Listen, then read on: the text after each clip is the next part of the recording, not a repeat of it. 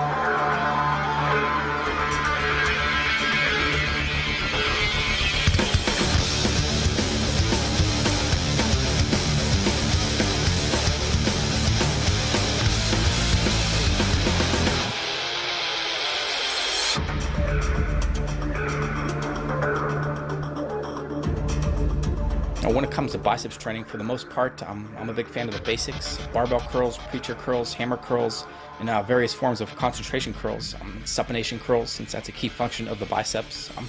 At times, I'll modify various pulling movements that you might normally perform for the back, except I'll focus more on the biceps and just switch up my positioning and just switch up the movement to target more of the biceps and brachialis. And so what I'll do is I'll mix things up within this framework of exercises. I do switch up my split from time to time, and so that's going to dictate how many sets I do. It's going to dictate my frequency and volume, but generally speaking, I hit around 8 to 15 sets for biceps.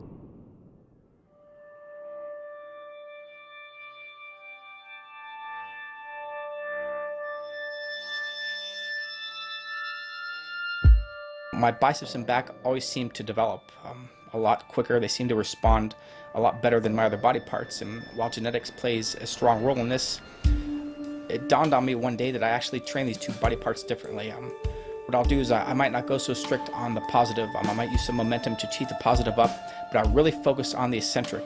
And one of my favorites is a barbell cheat curl. I feel it's an essential movement. It's fantastic for the biceps. It's sort of like the compound movement for the biceps. At the same time, when I do perform these curls, I realize that I'm training my biceps, and so I don't cheat to the point to where I'm not achieving that objective. Cheating has its place. Going very strict has its place. There's various forms of curling movements that I'll go very strict. No cheating whatsoever. I'm pretty much just flexing my biceps with weight in hand, and that works very well. I get a unique pump from that.